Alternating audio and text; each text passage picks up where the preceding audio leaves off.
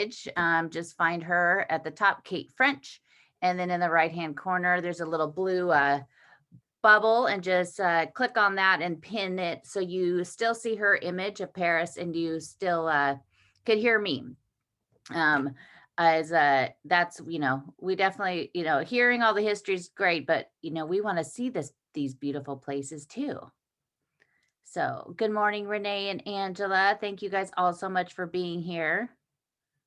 Does this since we shifted the time a little bit, a month or so ago to 8 a.m. West Coast time, 11 Eastern, does that work for you guys, or do you guys want to go back to the earlier? I'm sure the West Coast people, it doesn't matter to me. I wake up so early anyway, but let me know what you guys think. Is it, does it end up getting a little later for East Coast people?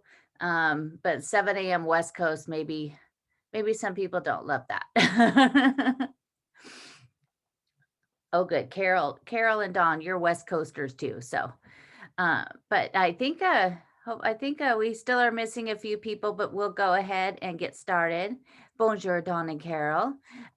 This is actually, you might be surprised. You might think, wait, that's not the Palais Garnier, but we're on the back side of it. So I wanted to start on the back of this because it's one of my little rules of thumb to remember when you're in Paris is a lot of times when you're in front of like the Sacré-Cœur or the Palais Garnier or any of these places, that's where you're going to have everybody. And of course, the front of this building's astounding, but turn around and just walk around the block. And usually whenever you do that, just going one block, you will go and there will be hardly anybody there, and you could enjoy the entire thing almost all to yourself. Of course, this is a Sunday in Paris, but it definitely is going to be a lot calmer on the backside than it is the front. At Sacré-Cœur, you walk around the corner and literally nobody's there, and you're taking about 20 steps away from where everybody is. So this is the rear entrance of the Opera Garnier, and this what is basically is used for all the administrative stuff. So they have it almost looks like, if you go to Google Earth, it almost looks like a separate building, because the Palais Garnier, you can see there at the very top of it. It is this is where they house all of the offices, and this is where the performers go through, and the different sets. And there's the gates on the side. They drive down there and they could bring the huge sets in there. But of course, the front is all golden and fancy, but this side's pretty great too. That central gate is pretty stunning in and of itself. It's got the gates on the side too, and then there's also some doors with gates on either side of it that will walk by one of them. It has that covered garland on there, and that's carved. There used to be a bust of Minerva on this building as well, but it had since disappeared. Oh, there's I think an invader right there for anybody that's the invader hunters there in Paris. There is an app that you could download, and as you go through Paris and as you find those, you get points. I was going to do that one time, but I've got enough I'm looking at when I'm walking through Paris that I can't keep track of those things at the same time. So, but I love this back entrance. I love this gate. I think it's pretty phenomenal. I think if you poke your head in there, there's a more modern looking modular that I think people have to check in that kind of ruins the aesthetic, but we have to come with the times, I guess. But this side of it this is all built at the same time in the mid 1800s. So we'll get into the little history of all of this whole building. But it's pretty great back here. Of course, we're really close to the Galeries Lafayette department store. The big department stores and everything are over around here. This is all that's right behind us. This is also kind of some of the financial district. My very first stay here in Paris was very close to this. This was kind of one of the first things I saw when I took the taxi in. I saw the golden statue that's on the top of the building, and I just about died. And the apartment I stayed in, you could see the very top of it from there. It was pretty cool. Oh, we have a couple more people jumping in here. But on January 14th, 1858, the former opera house that was on the Rue La Petier, Napoleon III was attacked by an Italian man and tried to kill him and set a bomb off in the crowd. But Napoleon III and his wife Eugenie, they were not hurt, and they were able to get to freedom. But they decided a new opera house needed to be built, and one that could protect him a little bit better. So this is the side entrance. This is the entrance that the subscribers would go through. So this was like they had their very own little entrance. Now it's the gift shop, of course. But the subscribers would be able to come in here. The subscribers is if you know Degas' work and his pictures, his paintings that he did of the ballet, they featured a lot of the subscribers. And so the subscribers were a bunch of men that were able to buy a ticket, and they were able to have this pass to go to the opera and go to the ballet. And they'd go 2 to 3 times a week. And with that pass, you got to go backstage. So you got to go backstage and be around the different ballerinas. Well, the ballerinas at the time, were quite young. We're talking 15 years old or so. And these men would go back there. And this is going to give you a whole new look, new idea when you look at Degas. But they would go backstage, and the mothers a lot of times would like push their daughters, because these were wealthy men, and kind of push their daughters to, to give in to a lot of these subscribers wanting to date or to sleep with these young gals. And so they, at the time, that's why I think a lot of them, the actors at the time, actors and anybody performed on stage were basically just a rank above a prostitute, is what people thought. So they weren't really looked at, they didn't worship entertainers like we do today. So they would come in through this door, and Degas would actually capture quite a few of these scenes in his paintings. Not all of these subscribers were that way, but they would be able to come in through this one door. And Degas eventually would also become a subscriber so that he could get into these spaces, so he could capture these scenes in his paintings that we, of course, absolutely love. But it's a very much darker side to the theater than most people think. But they would be able to come in through this way. And this is actually now the gift shop. Of course, you exit through the gift shop. There's also a restaurant down here that's pretty fancy. They actually have an outside terrace. Those are I think those things that look all wrapped up, I believe, are the umbrellas. So you could come sit out here. The area right above it on that second floor there's this whole huge, very, very long, I think they're umbrellas, Terry. There's this huge long hall, and because it's over here to the right on this side, hardly any, I've been in there quite a few times, and there's never anybody there. And that whole pavilion on the top with the curved windows, you could just stand there by yourself for an hour practically, and just take in all of these views. It's always fun to stand up there for a while and look down and see people standing on these balconies, having their afternoon smoking break and just watching Paris go by. But the inside, if you have not been inside, the inside of this building is absolutely stunning. Do make sure you check, if you're going to go, do check on their website, because a lot of times the stage in the inner theater is closed because they're doing rehearsals, or they're setting up for the next ballet. And so what happened to me is, I think it took 4 times for me to go till I finally saw the Ceiling by Chagall. And I love Chagall, so I was disappointed every time. Also, their website's not always accurate, because I would look and it would say that there was no rehearsal, and then I would go and you couldn't go inside. So definitely make sure to check that out when you go, because you don't want to miss that ceiling, and it's just absolutely stunning.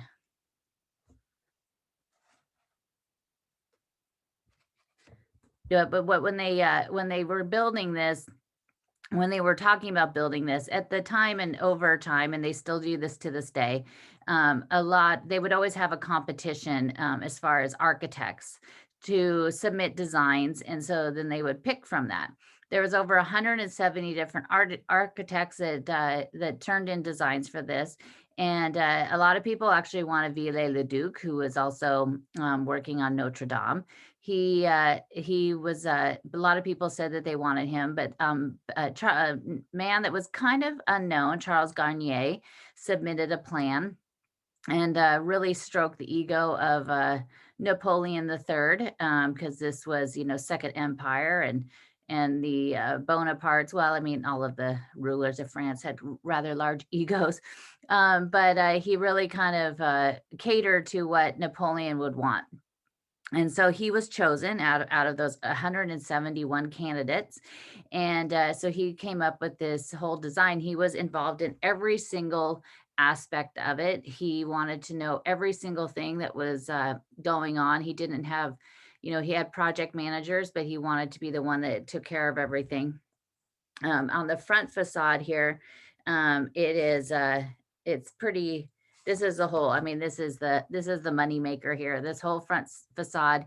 Charles Garnier loved music, and so he wanted to dedicate the facade and the building to a lot of musicians. There's over 31 musicians that are depicted. You've got those medallions at the bottom. Then you have busts up there at the top. There's everyone from Mozart and Beethoven, all on the building. It's one of the most beautiful buildings for sure in Paris. I think everybody, I mean, it's hard to choose a lot of the times, but definitely this one, you've got all that gold. Somebody said actually at the time that there was too much gold on the building, but I just don't, there's no possible way that there could be, but there isn't actually that much, other than the ones on the top. But the composers, the medallions at the bottom have Bach and Beethoven and Rossini, and so they stretch across the front. Of the different, he worked with about 80 different sculptors and artists to create the inside and to create the facade as well. Across the front, you have those really big allegorical sculptures. You have two on the left and two on the right. The one on the left, we'll walk past it when we go around, but there's poetry and instrumental. And then on the right is the very far right there is lyrical drama. And then the one there on the left with the person looking like they're having quite the celebration is the dance, and it's by Jean-Baptiste Carpeaux. It was very controversial at the time when it came out. This was, of course, in the years of, this was around the same time as, again, Manet's Olympia came out. And so to depict nudity in art at that time was really only done for religious reasons or allegorical. And for this one, even though it is still allegorical, it was just, people were just offended. They thought it was just too much. It was way too much in your face. And the fact that I think that they look so gleeful was also part of a problem. But I mean, this is a amazing piece of art. But it was unveiled, and when it was unveiled on August 26, 1869, there was somebody in the crowd that was really just not happy with it at all. And they came back at night and threw ink on it. And so they were actually, it slightly damaged the sculpture. And they woke up in the next morning and found this, and people were just still outraged. And so they were actually talking about taking it down. But then quickly, right after this happened, different issues came up in Paris. Of course, there was the Prussian siege. And so they ended up leaving it there, but they eventually did take it down. This is actually a copy by Paul Belmondo, and the original is in the Musée d'Orsay. So you could go, when you're in the d'Orsay, you could go see, the original is there. You don't see any remnants of any ink on it anymore. And of course now, everybody's just fine with it. So you have those beautiful lampposts that we'll see quite a few of them along the way. And they, of course, have the lyra in there, which is the scene, which is Apollo's, who is at the very top of the building in the very center, holding up one of the lyras. It's, he's the god of music, and of course, the one that Louis the 14th aspired or thought he was. But this is such a, I mean, I hope everybody has, when you've been to Paris, you've been inside this building, because it is just absolutely gorgeous. When he was designing the building and working with all the different artists on it, and he was, involved in every single little aspect, quite, very much a micromanager. But he, basically it worked, because what came out of it was this stunning piece of art. When it was opened, when it was open to the public, he was not even invited to go, Charles Garnier. He was told that he could buy a ticket to go, and he ended up not even attending the opening of the theater. But I think he got it his own in the end, because it's just named after him.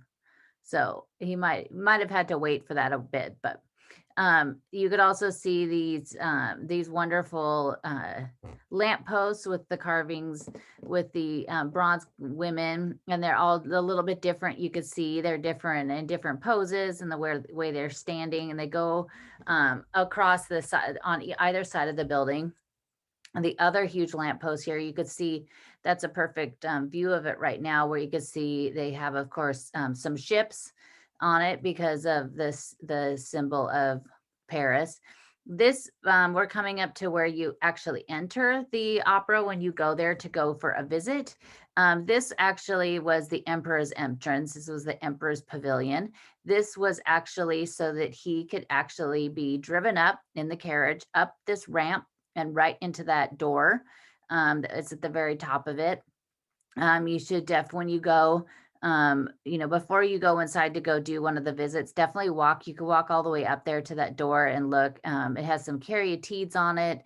It's beautiful, absolutely gorgeous. And then the entrance itself is here, and you have, of course, two huge pillars that are topped with eagles, which are the symbol of the Bonapartes, of course. Napoleon loved having eagles on everything, and so did Napoleon III. And so but this whole thing, like just all the ironwork, everything on this building is just so gorgeous. I absolutely love it. But yeah, you could go in. This is where you go if you're going to go for a visit.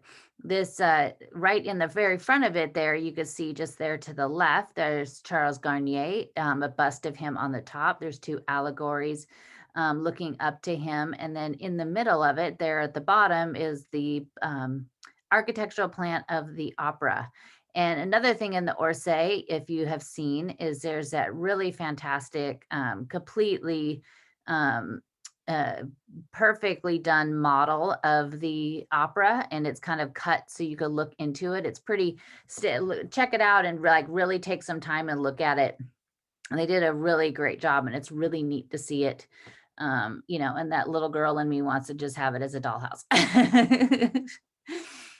But see, you can see the ships there. You can really see up close. You can see the ship on there. There is quite the dangerous looking ship if it actually had all those pointy things on the very front of it. I don't think I'd be wanting to mess around with that ship at sea. But also another great thing to remember when you go here is if you're a member of the Louvre, if you have a membership for that, show them your card because you get in free. But even if you're not, make sure that you save your ticket when you go from a visit, and you could get a discount. You probably have to do it in a day or two. But you will get a discount at the Orsay and also the Musée Moreau, which is a fantastic museum, very small up in the 9th. But it's in the former home of Gustave Moreau. And it's really, it's just packed with all of his art, but you get a discount on that. So make sure you remember that. There is actually up in the high ceiling of the opera, there's storage space that the Louvre uses, and they actually had a I think it was all in French, but they had this video where they were actually storing a like sarcophagus in there, and they had like this mummy that they had that was in a sarcophagus, and they had it stored in the ceiling up there in the attic of the opera. It was pretty fantastic to see how they got it out and got it over to the Louvre. There's also the lake underneath it. For a long time, people thought it was kind of a just a legend that wasn't really true. But my French fireman told me that it is in fact true, and that's where they do water training, water rescue training. They do that underneath the opera, which I'll just have to convince him to get me down there so I could go check it out for myself. I'm not gonna go swimming in that thing though. This, of course, where the opera is, it was also at that same time, that was the years of Baron Haussmann. He created, these grand, huge vistas. This is actually the perfume museum that's right here. It has this really beautiful facades on it. It goes, it's pretty big. It's the Fragonard Museum. You could actually go in there and make your own perfume, which is kind of a cool and a very one of a kind keepsake that you could have from your trip to Paris. I think they're trying to sell some things now. There's Kate. Hi, Kate, in the window. But Haussmann, he created these huge, long vistas. The Avenue de l'Opéra, which is what sits below the opera, it's one of the only streets in Paris that doesn't have any trees. And he didn't want any trees on it because he didn't want it to obstruct the view at all. We are now in this little tiny square, the Square de l'Opéra Louis Jouvet. This theater at Ethnie Louis Jouvet was actually took the place of a former theater. I love those little hearts there over the door. That facade is just, I remember coming across this the very first time. My mouth was open. I was dying. It actually replaced a theater that was here before, the Eden Theater. It was Egyptian style. It was pretty amazing, and people would come just to see the outside of this theater. It was torn down in 1883. And this one ended up being built a little bit later. The Théâtre d'Athènes actually started over on the left bank, over on Boulevard Saint-Germain. And then it moved over here. Over time, they had quite the illustrious name of people that were in charge of it, including Pierre Renoir, who was the son of the artist, of course, Renoir. He actually oversaw the theater for a short period of time. In the middle of this square is this pretty fascinating bronze sculpture. It's called The Poet on the Pegasus, and it's by Alexander Falguière. He created this in 1897. He also was the artist that ended up creating the statue of Balzac. If you remember, if you were on our tour of Montparnasse, he and Rodin was getting a little angry with the committee, and because they didn't like what he had created for his monument to Balzac. This artist actually stepped in to actually create the one that the society actually wanted. And then, of course, later, Balzac, they ended up putting it, after he died, they ended up putting that statue up there anyway. But this is, I love that this, you don't see a Pegasus very often. Sometimes you see unicorns, but you don't see, I think this might be one of the first Pegasus I've seen.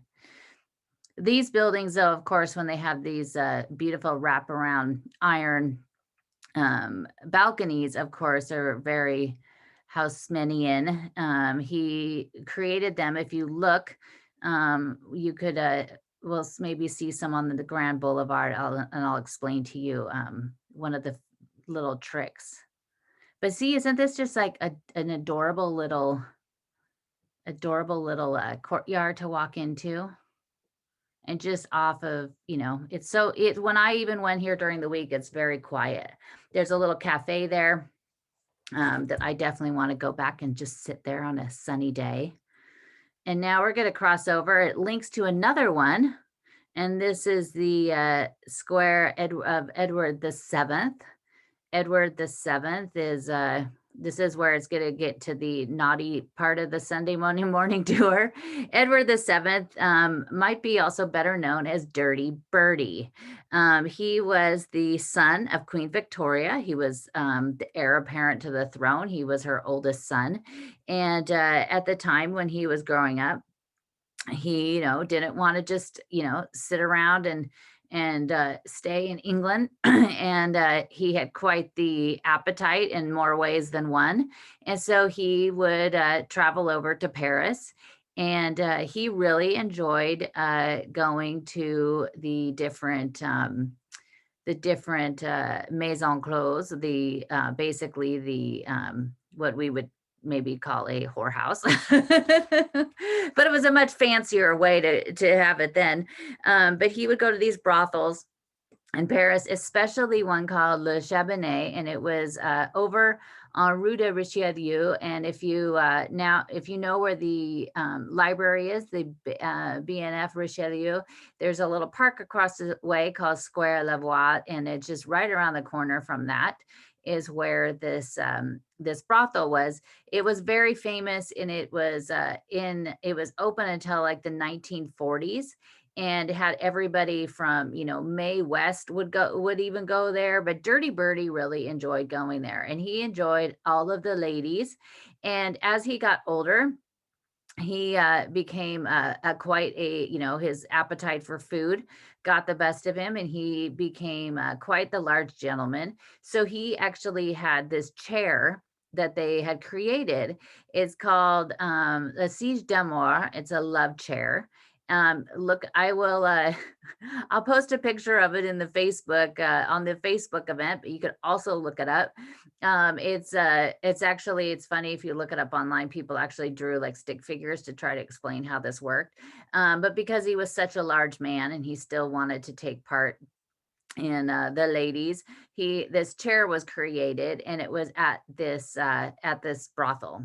So but he was called Dirty Birdie because he was from spending time in the brothels. But he really got around. He got around England. Wherever he went, he had a way with the ladies. He ended up being married later, and of course had children, but she was aware of his exploits and what he was doing. But he did become king from 1901 to 1910 of England. Could you imagine now if if that was going on? I don't see William taking off and heading over to Paris to I think now with social media, I don't think that would work out very well. But there is a theater down there too that's still open. It's a pretty quiet street. One thing that they used to have in there, it was kind of this contemporary art that they had that was really, really cool. I'll go through and see if I could find, I know I have some pictures of it. They painted these lines on the buildings. And if you stood in a certain perspective, the lines would actually connect. So they were like, I think they were yellow lines and there were some blue lines, and they went around all these buildings that are in that square and then in that little alley before it, and they would all connect. So I will see if I could find them. I didn't notice them on the walls anymore, but it was really cool because you just had to stand one way and the lines literally like all connected and made sense. And if you walked away or stood in a different view, you would completely lose it. So it was really cool. We're now on the Boulevard des Capucines, and this is one of the things that I had high on my list to go and find when I was in Paris, especially after I did all the exploring into art and once I went down that rabbit hole. But here at number 35 was the former studio that Nadar, who was a Frenchman who had started out early as a portrait and a garden photographer. He ended up focusing on portraits. And so any of the pictures that you see Sarah Bernhardt and Monet and all of these different artists of the time. Most of them were all taken by Nadar.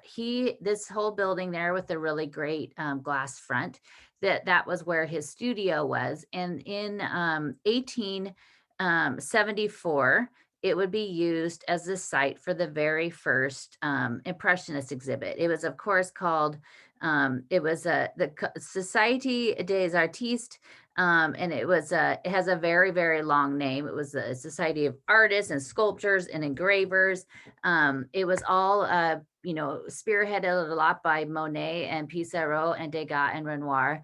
So they had it inside. They had it inside here. They had it for a couple years inside what was his. He was moving out of his studio, so he let the Impressionists take it over. But I just think it's because it was such a huge monumental thing that there was these artists that were going against the salon. Of course, at the time was the end all be all for artists in Paris. That was really the only way for a lot of them to sell their art, especially the big monumental pieces. When Delacroix made Liberty Leading the People, and he showed it at the salon, like he thought it would be purchased like all of his other large scale paintings, his historical paintings, and it wasn't. So these these Impressionists were getting turned away because they were moving away from the classical style, and the salon just did not like that. Napoleon III actually kind of helped them and kind of agreed with them that wasn't fair to them, but they all kind of just walked away and started their own thing anyway.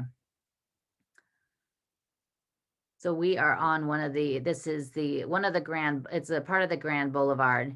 It turns into quite a few different streets within which Paris you have to get used to really easily. The United States, Broadway goes, in cities that have, you have streets that go for miles. In Paris, you have streets that go for miles, but they have about 12 different names. So that's always something you kind of have to get used to. But we're coming up now.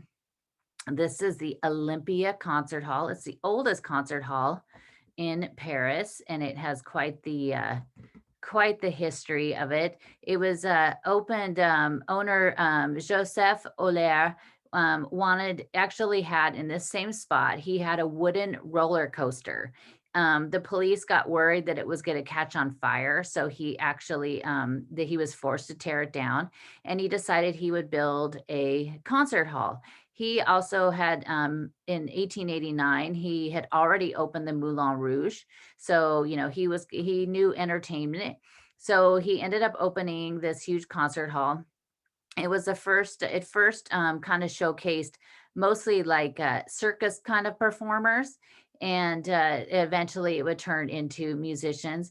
This was, anybody that's ever basically in music history has performed in here. Dalida, of course, the international star, who we did a podcast episode about. She performed here. Johnny Holiday, which is, I'm sure most of you know because you're all Francophiles, they call the French Elvis. He performed here. Ella Fitzgerald, the Rolling Stones. The Beatles performed here for 6 days. They were performed twice a day before they went to America for the very first time. And then, of course, Edith Piaf, she basically made this, she helped save the entire establishment in 1961, when the newer owner, Bruno Coctex, he opened it. He asked Edith to perform on stage. This was towards the end of the last few years of her life, where she was not doing very well. Basically the drug use and the alcoholism was tearing away at her. And so she actually performed here for the very first time, Non, je ne regrette rien, here on stage. With her performance and the recording they did of it, she saved the Olympia for him. It's still inside. It's pretty fantastic. Inside, you go in and there's a huge stage and has all of the beautiful, upper theater seats that, the beautiful stages of Paris have. In 2 years ago, I think maybe it's 2018 in January, My friends, the Dandy Warhols, actually, they live where I live, and I've done events with them and become good friends with the lead singer, and he loves everything French as well. So I was there at the same time as they were there performing at the Olympia. And so I went there and met them backstage, which I was exploring, looking around, thinking I'm going to find some wall that, the Beatles signed and Edith Piaf signed. Unfortunately, there wasn't anything like that in the back, but there were a bunch of pictures. But if you go down this back street, this is actually the back entrance of it, and you could go back there. But we ended up, I met them there, and we were hoping to get out to actually go to dinner someplace, but their time was restricted, so they catered a dinner in the green room for them, and it was fantastic. It was one of the best meals I've had in Paris. It was so good. But it was pretty cool, and the whole time I was standing while they were performing, I was standing on the edge of the stage, and the whole time all I could think about was Edith Piaf walked on this stage and, had that amazing performance, and the Beatles and Dalida and just everybody, and Patrick Bruel, who I also love. But they all, just all I could think about was the history that had happened in that room before that and behind it. It was pretty amazing. It was a pretty cool thing to see. And it was, back when you could go to concerts and it was filled with people. So they are going to perform there in February of next year. So he already said that I needed to be there for that one too, which is not a problem. Hopefully this time we could go to we'd have time to go to a restaurant. Those little to the right, there's those copy top signs that are everywhere in Paris, and they're so funny because they look so 70s. But this is this avenue. It turns into the to the Boulevard de Madeleine, and of course that is the church that we are going to head to. It's quite there's so much construction going on. I love the facade, the sign of the Olympia. It's so cool because they just have. I want to be there sometime when they change out the letters, because they're just these huge letters that are all like neon. It's pretty cool. These huge containers there are where you drop your wine bottles. And so just if you ever stay in an apartment that's near one of those, just keep that in mind. Only because it gets quite noisy. There's actually a sign on them where you can't dump bottles at night because the bottles just fall in there and a lot of times break. And I kind of cringe anytime I have to drop them in there in general. But we're going to on just across the way there's an IKEA now. There's an IKEA on this. I think we might have just passed it. But there's an IKEA that's a very modern looking building. Oh, there it is. IKEA City. They're opening another one in Paris too. And in the apartments everything's done by IKEA, it seems, in the Airbnb apartments, at least in the kitchen, all this kitchen stuff is IKEA. But we're going to actually head over here to the Eglise De Marina, which this is a very stunning church. It's very different from any of the other churches in Paris, of course, because it looks quite different. Originally, it was going to be Napoleon wanted to have it, but going before that, Louis XIV actually laid the first stone of the church in 1763. But the revolution broke out later on. Before it really, the only work that had been done was basically up until the bottom of those pillars. So not much had been put into place. And so then later on in 1806, Napoleon decreed that a temple to the glory of his armies was going to be built. And this was going to be it. And the names of the dead were going to be written on solid gold tablets that were going to be inside here. The original foundation was demolished. In 1812, they had run out of money to build much more onto this church. And so they stopped building it. So by the time Louis the 18th was in power in 1816, he wanted it to be a church dedicated to his brother, Louis the 16th, Marie Antoinette, and his sister, Madame Elizabeth. Hopefully we get the gates open. Oh, good. So he wanted it, but then he was, because they actually were buried close by here, which will take you on another walk someday, because that the little area where they were buried actually now has a chapel on it, and it's really fantastic. But this is just a huge monumental church and facade. Of course, it looks much more Greek in its the facade, with its high, very, very high columns, with then top with the Corinthian capitals up there, which are my favorite because they're so fancy. But the facade itself, part of it was actually saved when they were rebuilding it, when construction finally, it has so many stops and starts. It basically was like, the church project of so many different rulers before it actually ended up getting put together under Louis the 18th. He ended up Louis Philippe was the one who finally got even more of it built. He actually wanted it to just be a train station, but then he decided against that after a lot of urging from other people. Jean-Jacques Marie Huvet, who was actually worked in the studio with Percier and Viollet-le-Duc, was the man who finally was going to design it and have it created. It was finally finished in 1842, and it was consecrated in 1845. The steps of itself there's 28 sets. There's 28 steps. There's 2 sets of 14 steps. That is the 14 symbolizes the generation of Christ in the Bible, which I thought was kind of interesting.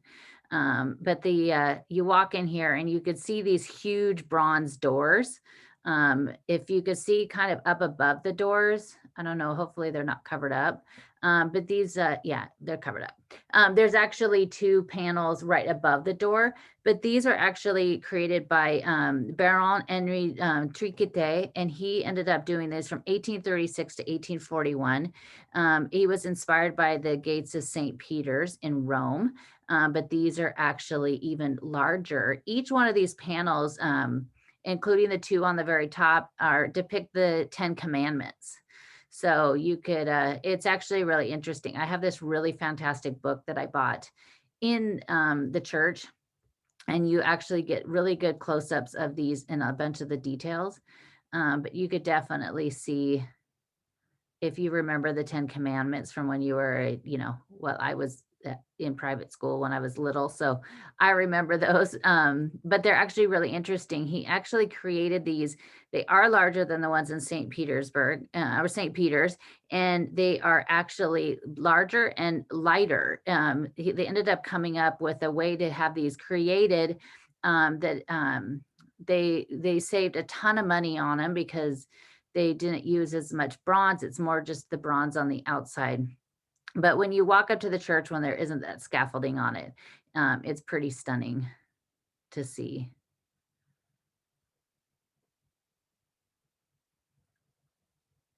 This is usually where the little gift shop lady, you could buy, your rosaries and all sorts of things there. And then that is where I found the book.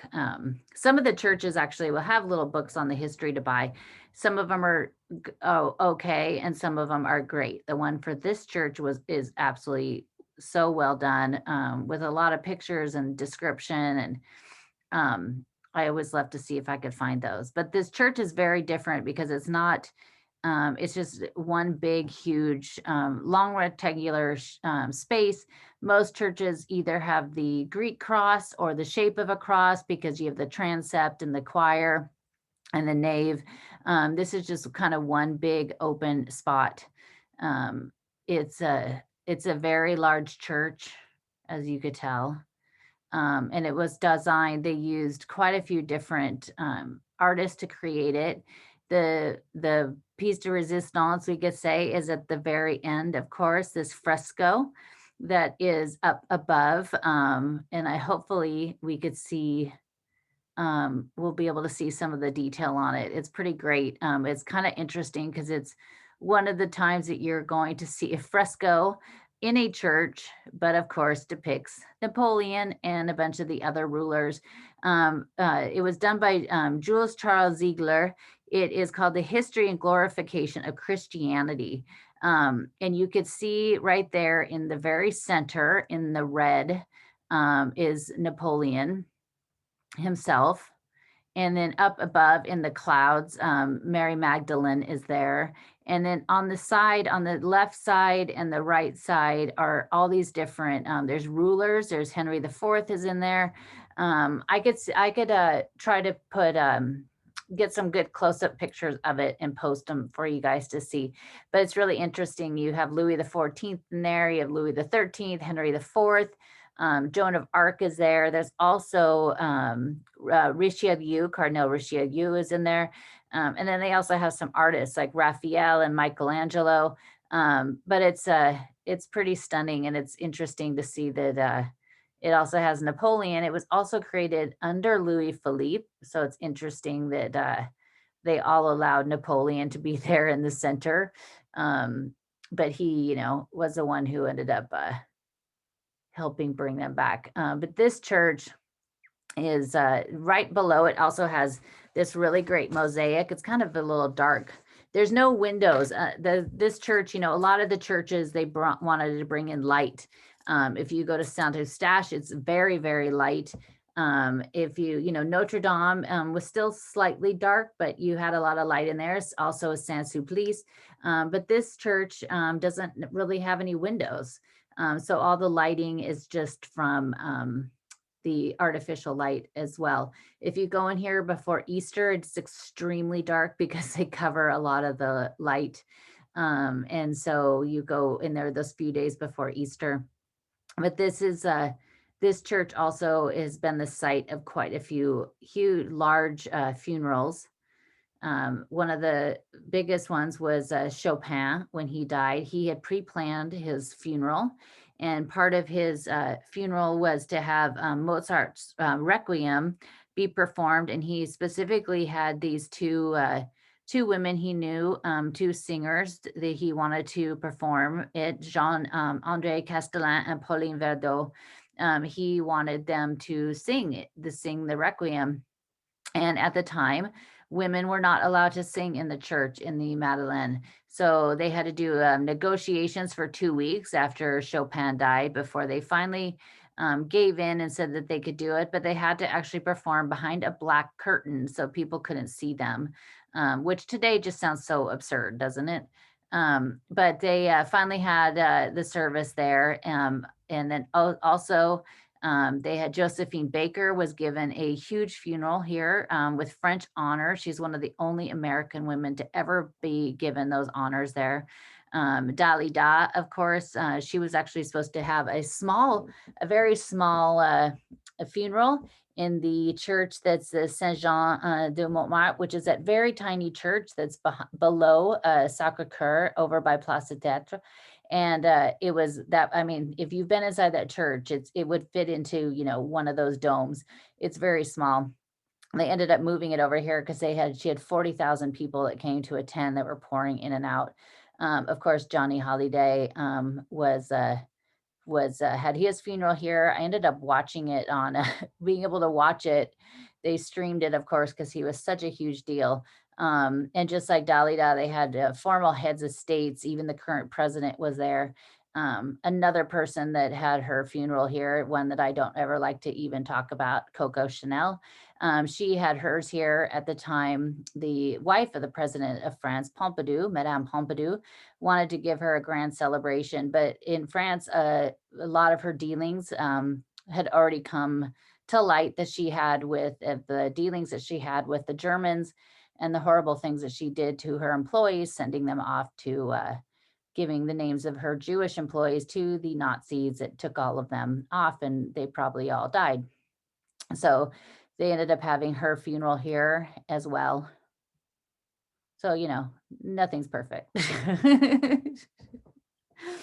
But it's a gorgeous church inside. There's usually not a whole lot of people in here. I've never been in here when they've actually been having any having mass or anything at all. It's usually just open to being able to come in here. Is Kate locked in? Oh, there. um, but definitely, you definitely want to go see it. We're gonna walk around the outside. Hopefully, we could get around which is what I think is kind of one of the coolest things about this whole church is on the outside of it. I mean, look at these columns are just ginormous. You have all of these different statues of saints on the outside of the building. This side, the very front, has Saint Louis and then Saint Philippe, who was, a lot of these statues were of the Orleans branch of their special saints. The whole entire side is Saint Michel, but they go all the way down. And on the very back side is the one that I want to share with you guys. You have Saint Denis, like rarely you see him with his head. There was Saint Denis with his head. Looks like they have some other art going on. This church has been under constant renovation of some sort for years and years. They were working on the other side. If you really get close, when you go there and look at these, especially the statues on the opposite side of the building, they're really not in very good shape. Lots of them are, especially the other side, are covered with a lot of pigeon droppings, and they're not looking so good. But it's really cool. There's a Saint Geneviève, our patron saint of Paris. Is that there's a pigeon sitting on her? But there's 14 on either side of the building that go around. On the back side of it is the ones I want to show you. Also, if you look out from the view on the back over there to the right, that is where you never thought you'd hear this. And Kim Kardashian, that was where when she was robbed in Paris, she was staying in one of those apartments over there to the right. This has some very big fancy boutiques around here too. So you have another big gate on the back, but it doesn't have all of the stuff there. But these are the 4 evangelists that are on the back, each with their significant icon. You have Saint Jean there with the eagle. And to the left, we have Saint Luke. And you might notice that he does not have a head. So in 1918, during World War I, St. Luke, and he's there with the bull, it's his emblem. He ended up, it's actually marked on the wall too, and I love that they didn't fix this. There was a projectile in 1918 on March 30th to be exact. A projectile from the Germans hit it and took his head off. And they've never fixed it. They've just left it there, and they even have it marked underneath, which I always kind of love that they leave these things instead of just trying to put it back together, because it's such a interesting story to share. But these are the 4 evangelists on this side, and then we have more saints on the other side going around. But I love that. When I was actually reading in I have the books of the letters of Hemingway, and they've come out with 5 volumes so far. And I was going through it, one of them reading, and he was saying how he and Hadley had walked around right when they first got to Paris, and he discovered that had discovered that statue on the back. And then he later, in another letter later on, and ended up taking friends that when they came into Paris, he took them to go show them that specific statue and how he had lost his head. So I loved coming across that. But these guys they definitely need some cleaning on all of these, but they've been doing restoration work. This whole area was covered by scaffolding. You couldn't even walk down it at one point, but clearly they weren't cleaning the statues at the time. But they are I love walking down around here. So make sure when you go, don't skip going on the outside. Of course, the top of it has that wonderful relief at the very top of the building, Saint Bernard.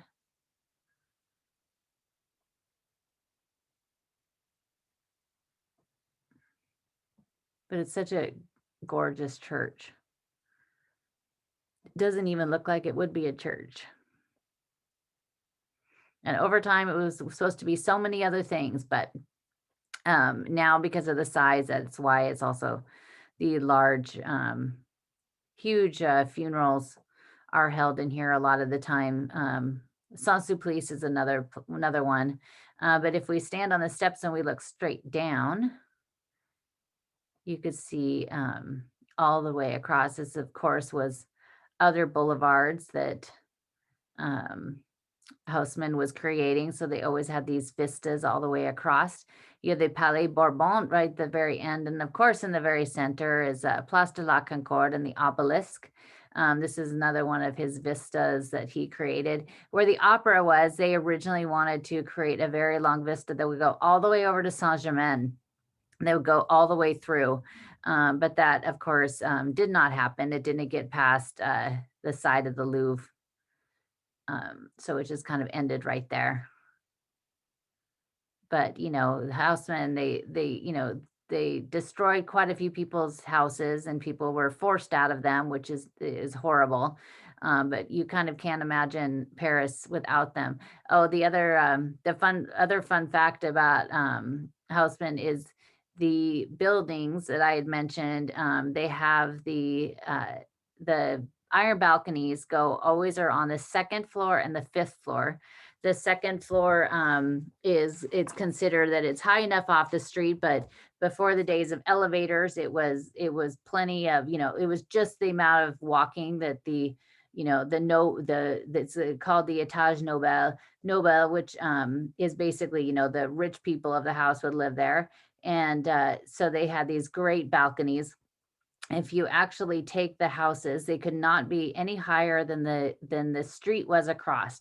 So if you actually took the houses and tipped them up and put them down on their side it would be the same width as the street below it.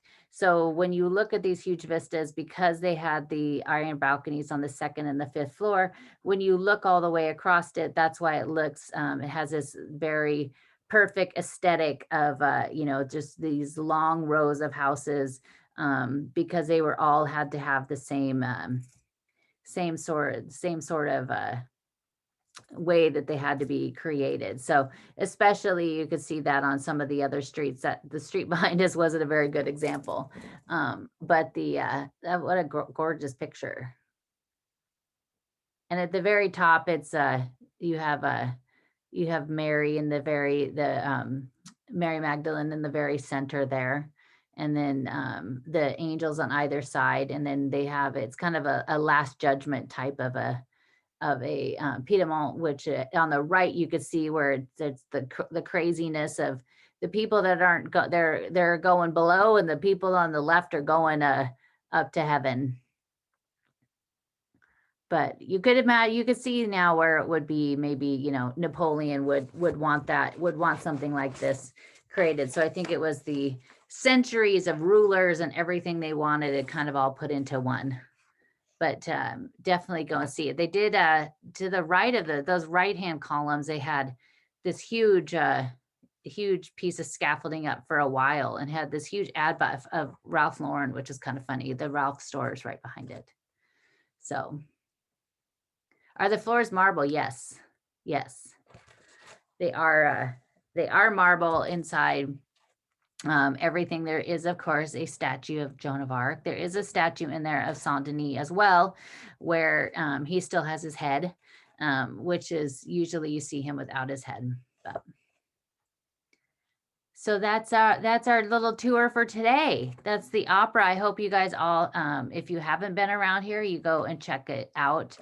You could definitely tell how quiet it's usually. This whole area on the weekends is usually a lot quieter because it's more of the business district. You're kind of right on the edge towards all the finance, what is left here that's not at La Défense. So, but it's go check out this church. It's absolutely gorgeous.